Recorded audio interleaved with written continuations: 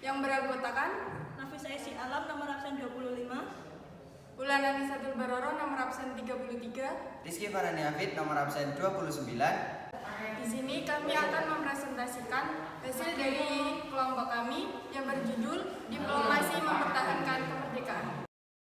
Rangkaian Perjanjian Linggarjati diadakan pertemuan di Istana Negara dan Pegangsaan Timur nomor 56 dan diwakili oleh 1. Inggris Lord Killen, 2. Indonesia Sultan Syahrir, 3. Belanda Profesor Semenhorn. Perjanjian Linggarjati sangat penting karena menghasilkan sebuah persetujuan dari kedua belah pihak tentang status kemerdekaan NKRI. Pada tanggal 15 November tahun 1946 dilaksanakannya perundingan Linggarjati di Istana Merdeka, Jakarta. Pada tanggal 25 Maret tahun 1947 disetujui dan disajikannya perundingan Linggarjati dengan ditandatangani oleh perwakilan kedua belah pihak. Hasil keputusan perundingan Linggarjati sebagai berikut. Belanda mengakui secara de facto bahwa wilayah Republik Indonesia meliputi Jawa, Sumatera, dan Madura. Belanda harus menarik pasukan dan meninggalkan wilayah NKRI dan diberi tempo paling lambat pada tanggal 1 Januari tahun 1949. Pihak Indonesia dan Belanda sepakat membentuk Republik Indonesia Serikat atau RIS.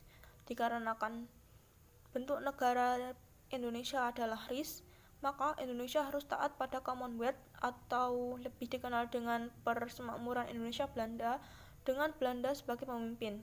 2. Agresi militer Belanda 1. Pada tanggal 21 Juli tahun 1947, serangan Belanda dimulai dengan sasaran kota-kota besar di Pulau Jawa dan Sumatera. Pada tanggal 4 Agustus tahun 1947, pemerintah Republik Indonesia dan Belanda mengumumkan mulai berlakunya gencatan senjata. Pada tanggal 27 Mei tahun 1947, Belanda mengirim nota kepada pemerintah Republik Indonesia. Pada tanggal 15 Juli tahun 1947, Belanda mengirim nota isinya Belanda tetap menuntut Gendarmeri bersama dan meminta agar Republik Indonesia menghentikan permusuhan terhadap Belanda. Pada tanggal 17 Juli tahun 1947, Amir Syarifuddin memberi jawaban melalui RRI Yogyakarta, namun jawaban tersebut ditolak oleh Belanda.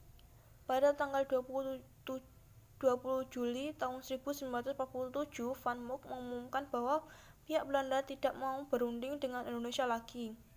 Dan pada tanggal 21 Juli tahun 1947, Belanda menyerang daerah-daerah RI atau dikenal sebagai agresi militer 1. Pada tanggal 1 Agustus tahun 1947, Dewan Keamanan PBB mendesak Indonesia dan Belanda untuk mengadakan gencatan senjata. Pada tanggal 4 Agustus tahun 1947, Republik Indonesia dan Belanda mengumumkan gencatan senjata. 3. Peran Komisi Tiga Negara. Agresi militer Belanda 1 terhadap Indonesia mendapatkan reaksi keras dari dunia internasional.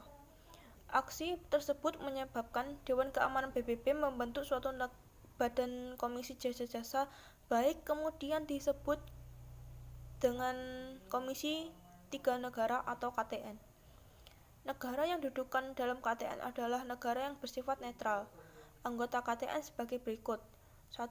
Australia Richard Kirby, 2. Belgia Paul van Zeeland, 3. Amerika Serikat Dr. Frank Graham. Yang keempat, Perjanjian Renville. Perjanjian Renville ini dilaksanakan mulai tanggal 8 Desember 1947 hingga 17 Januari 1948 di kapal USS Renville milik Amerika Serikat. Akibatnya, Dewan Keamanan PBB mengirimkan komisi jasa baik yang terdiri dari 3 negara, yaitu Australia, Belgia, dan Amerika Serikat sebagai perantara perundingan. Delegasi Indonesia diketuai Perdana Menteri Amir Syarifuddin dan Belanda menempatkan seorang Indonesia bernama R. Abdul Qadir Widjojoatmojo sebagai ketua. Terdapat pokok-pokok isi dari Perjanjian Renville, yaitu yang pertama, wilayah Indonesia meliputi Yogyakarta dan sekitarnya, Banten, dan sebagian Sumatera. Yang kedua, pasukan Republik Indonesia yang berada di daerah kantong harus ditarik ke daerah Republik Indonesia. Yang dimaksud dengan daerah kantong yaitu daerah yang berada di belakang garis Van Mook, yakni garis yang menghubungkan dua daerah terdepan yang diduduki Belanda. Yang ketiga, akan diadakan plebisit untuk menentukan pilihan masuk ke wilayah Indonesia atau masuk ke dalam wilayah yang diduduki Belanda. Yang keempat, Belanda tetap berdaulat atas seluruh wilayah Indonesia sampai kedaulatan Indonesia diserahkan kepada Republik Indonesia Serikat yang segera terbentuk.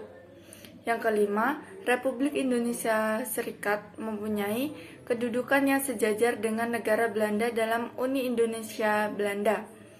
Yang keenam, Republik Indonesia akan menjadi negara bagian dari RIS. Yang ketujuh, sebelum RIS terbentuk, Belanda dapat menyerahkan sebagian kekuasaannya kepada pemerintah federal sementara. Dan Belanda kembali mengingkari perjanjian Renville dengan mengadakan agresi militer II pada 19 Desember 1948 dengan sasaran Yogyakarta. Yang kelima, agresi militer II penangkapan pemimpin negara. Pada 18 Desember 1948, Dr. Bill menyatakan pihak Belanda tidak mengakui dan tidak terikat lagi dengan perjanjian Renville. Maka Belanda merasa bebas melaksanakan agresi terhadap Republik Indonesia. Para pemimpin Republik Indonesia seperti Soekarno, Hatta, Syahrir, Agus Salim, Muhammad Rum, dan A.G. Prigondani ditangkap Belanda dan diterbangkan ke Prapat, Sumatera. Dan pada 7 Februari 1949, suara simpati kepada Indonesia atas terjadinya serbuan Belanda datang dari Amerika Serikat. Rasa simpati Amerika Serikat terhadap Indonesia diwujudkan dengan pernyataan-pernyataan sebagai berikut. Yang pertama, Amerika Serikat menghentikan semua bantuan kepada Belanda sampai negeri ini menghentikan permusuhannya terhadap Indonesia. Yang kedua, mendesak pihak Belanda supaya menarik pasukannya ke belakang garis status quo Renville. Yang ketiga, membebaskan pemimpin-pemimpin Indonesia yang ditawan sejak 18 Desember 1948. Dan yang terakhir, mendesak Belanda untuk membuka kembali perundingan yang jujur dengan Indonesia atas dasar persetujuan Renville. Rasa simpati dunia internasional tidak hanya datang dari Amerika Serikat, tetapi juga datang dari Rusia, Tiongkok, Kolombia, dan negara-negara anggota PBB lainnya. Karena tekanan politik dan militer itulah akhirnya Belanda mau menerima pemerintah Dewan Keamanan PBB untuk menghentikan agresinya. Yang keenam, peran PDRI, penjaga eksistensi Republik Indonesia. Pemerintah Darurat Republik Indonesia atau biasa disebut dengan PDRI merupakan penyelenggara pemerintahan Republik Indonesia yang dibentuk dan diresmikan pada 22 Desember 1948 di Halaban, dekat Payakumbuh, Bukit Tinggi, Sumatera Barat. Alasan dibentuknya PDRI adalah karena ibu kota Yogyakarta telah dikuasai Nika, Belanda, dan para pemimpin Indonesia, Soekarno-Hatta, ditawan dan diasingkan oleh Belanda ke Bangka. Sebelum petinggi-petinggi Republik Indonesia ditawan oleh Belanda, mereka mengadakan sidang kabinet dan mengambil keputusan untuk memberikan mandat melalui radiogram yang akan dikirimkan kepada Menteri Kemakmuran Syarifuddin Prawira Negara yang sedang berada di Sumatera. Mandat dikirim pada menit-menit terakhir sebelum Soekarno-Hatta ditawan. Selain mandat dikirimkan kepada Syarifuddin Prawira Negara, Wakil Presiden Muhammad Hatta dan Menteri Luar Negeri Haji Agus Salim juga mengirim mandat kedua kepada Dr. Sudarsono, A.N. Palar, dan Mr. Alexander Andreas Maramis di New Delhi, yang isinya jika Syarifuddin Prawira Negara gagal membentuk pemerintahan darurat di Sumatera, maka dikuasakan kepada mereka untuk membentuk pemerintahan pengasingan Republik Indonesia di India. 7. Serangan umum 1 Maret 1949. Serangan umum 1 Maret dilancarkan oleh pasukan Republik Indonesia untuk merebut kembali Yogyakarta atau ibu kota RI yang dikuasai oleh Belanda sejak agresi militer II Sebelum itu, Letkol Soeharto sebagai Komandan Brigade 10 melakukan komunikasi dan koordinasi dengan penggagas serangan yaitu Sri Sultan Hamengkubuwono IV atau Kepala Daerah Istimewa Yogyakarta. Untuk mempermudah koordinasi penyerangan, wilayah penyerangan dibagi atas 5 sektor, yaitu sektor barat dipimpin oleh Letkol Vance Sumual, sektor selatan dipimpin oleh Mayor Sarjono, sektor utara dipimpin oleh Mayor Kusno, sektor kota dipimpin oleh Letnan Amir Murtono dan Letnan Mursadi, dan sektor barat dipimpin oleh Letkol Soeharto. Sebagai patokan untuk tanda mulainya serangan adalah bunyi sirene pukul 6 pagi yang bisa dibunyikan di kota Yogyakarta waktu itu. Dalam waktu yang relatif singkat, pasukan TNI berhasil memukul mundur semua posisi pasukan Belanda dan memaksa mereka bertahan dalam markasnya di dalam kota Yogyakarta dan berhasil menduduki kota Yogyakarta selama 6 jam. Sesuai dengan rencana semula, sekitar pukul 12, berita serangan tersebut disiarkan melalui pemancar radio di Wonosari. Peristiwa serangan umum 1 Maret 1949 juga dilaporkan oleh R. Sumardi ke pemerintah PDRI di Bukit Tinggi melalui radiogram. Berita tersebut kemudian disampaikan kepada Maramis atau diplomat RI di New York. Tujuan dari serangan umum 1 Maret 1949 A. Tujuan ke dalam meliputi sebagai berikut. 1. Mendukung perjuangan diplomasi. 2. Meninggikan semangat rakyat dan TNI yang sedang bergerilya. 3. Secara tidak langsung telah mempengaruhi sikap para pemimpin negara federal bentukan Belanda atau seperti negara Pasundan, negara Sumatera Timur, dan negara Indonesia Timur yang tergabung dalam Bijenkoms Federal for Overleg atau BFO. B. Tujuan keluar meliputi sebagai berikut. 1. Menunjukkan kepada dunia internasional bahwa TNI yang masih ada dan mampu mengadakan serangan. 2. Mematahkan moral pasukan Belanda. 8. Persetujuan Roem-Royen. Untuk menghentikan aksi militer Belanda, PBB mengadakan sidang darurat pada tanggal 22 Desember 1948 dan menghasilkan sebuah resolusi yang mendesak agar permusuhan Indonesia-Belanda segera dihentikan dan pemimpin Indonesia yang ditahan segera dibebaskan. Maka KTN ditugaskan untuk mengawasi pelaksanaan resolusi tersebut dan kemudian nama KTN diubah menjadi UNCE atau United Nations Commission for Indonesia yang diketuai oleh Merle Cochrane dari Amerika Serikat.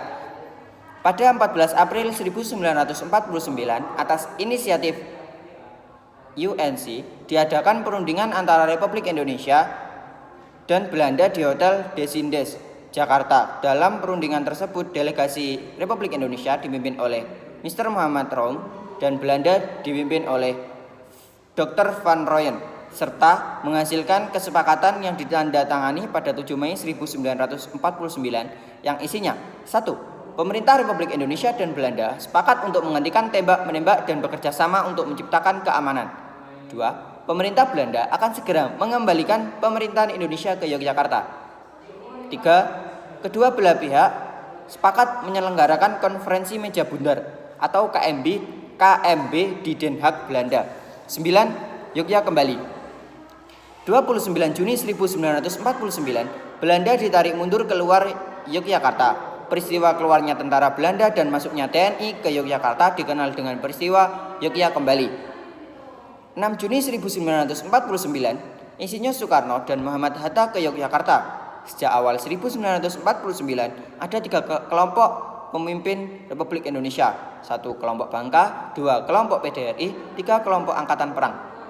Sultan Hamengkubuwono IV sebagai wakil Republik Indonesia kelompok Bangka atau Soekarno-Hatta dan rombongan kembali ke Yogyakarta kecuali Mr. Rom yang harus menyelesaikan urusannya sebagai ketua delegasi di UNCE Jakarta. Pada tanggal 10 Juni 1949, rombongan PDRI mendarat di Maguwo atau disambut oleh Sultan Hamengkubuwono IV, Muhammad Hatta, Mr. Rom, Ki Hajar Dewantoro, Mr. Tajuddin, serta pembesar Republik Indonesia. Dan rombongan Panglima Besar Jenderal Sudirman memasuki desa Wonosari disambut oleh Sultan Hamengkubuwono I, Letkol Soeharto, Panglima Yogya, dan 2 wartawan. Pada tanggal 10 Juli, upacara penyambutan resmi para pemimpin Republik Indonesia di kota Syarifuddin Prawiranegara atau Inspektur Upacara didampingi Panglima Besar Jenderal Sudirman dan para pemimpin Republik Indonesia. Pada tanggal 15 Juli 1949, sidang kabinet pertama dipimpin oleh Muhammad Hatta. Syarifuddin Prawiranegara menyampaikan kepada Presiden Soekarno tentang tindakan-tindakan yang dilakukan oleh PDRI selama 8 bulan di Sumatera Barat. Pada kesempatan itu pula, Syarifuddin Prawiranegara secara resmi menyerahkan kembali mandatnya kepada Presiden Soekarno. Dengan demikian, berakhirlah PDRI yang selama 8 bulan memperjuangkan dan mempertahankan eksistensi Republik Indonesia. 10. Konferensi Inter-Indonesia. Pendekatan pemimpin Republik Indonesia yang telah kembali ke Yogyakarta dan BFO makin hangat menjelang dilaksanakan konferensi meja bundar atau KMB. Delegasi RI dalam konferensi Inter-Indonesia dipimpin oleh Perdana Menteri Muhammad Hatta, sedangkan delegasi BFO dipimpin oleh Sultan Hamid II dari Pontianak. Konferensi Inter-Indonesia dilaksanakan 2 tahap sebagai berikut. Konferensi Inter-Indonesia pertama. Konferensi Inter-Indonesia pertama dilaksanakan di Yogyakarta, berlangsung pada tanggal 19 sampai 22 Juli 1949. Dalam konferensi tahap pertama telah disepakati hal-hal berikut. 1. Negara Indonesia Serikat disetujui dengan nama Republik Indonesia Serikat atau RIS berdasarkan demokrasi dan federalisme atau serikat. RIS akan dikepalai oleh seorang presiden dibantu oleh menteri-menteri yang bertanggung jawab kepada presiden. RIS akan menerima penyerahan kedaulatan baik dari Republik Indonesia maupun dari Kerajaan Belanda.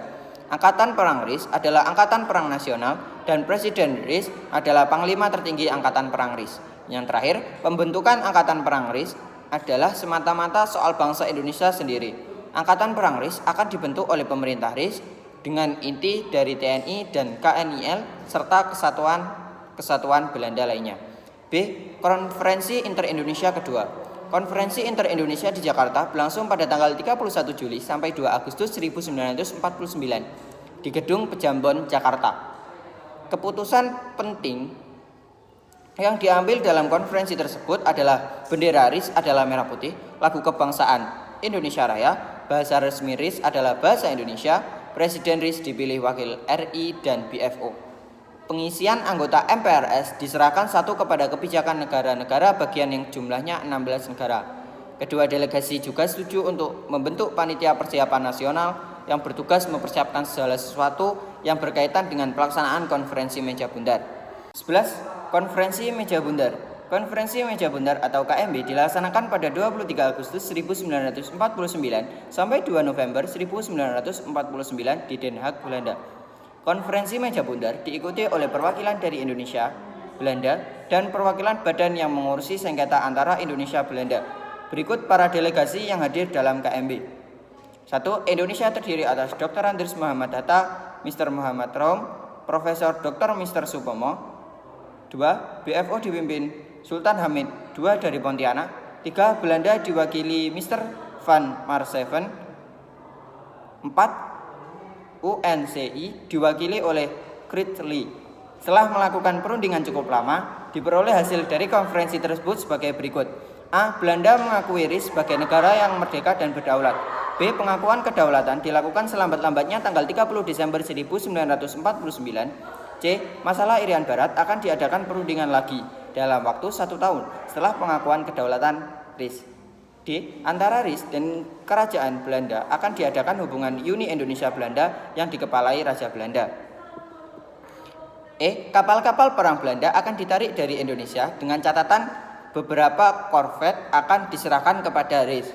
F. Tentara Kerajaan Belanda selekas mungkin ditarik mundur. Sedangkan Tentara Kerajaan Hindia Belanda atau KNIL akan dibubarkan dengan catatan bahwa para anggotanya yang diperlakukan akan dimasukkan ke dalam kesatuan TNI. Konferensi meja bundar memberikan dampak positif. Berikut merupakan dampak positif dari KMB bagi Indonesia. A. Belanda mengakui kemerdekaan Indonesia. B. konflik dengan Belanda dapat diakhiri dan pembangunan segera dapat dimulai. C. Irian Barat belum bisa diserahkan kepada Republik Indonesia Serikat. D. Bentuk negara serikat tidak sesuai dengan cita-cita proklamasi kemerdekaan 17 Agustus 1945. Selain dampak positif, Indonesia juga memperoleh dampak negatif, yaitu belum diakuinya Irian Barat sebagai bagian dari Indonesia, sehingga Indonesia masih berusaha untuk memperoleh pengakuan bahwa Irian Barat merupakan bagian dari NKRI. Sekian dari kelompok kami, kurang lebihnya mohon maaf. Wassalamualaikum warahmatullahi wabarakatuh.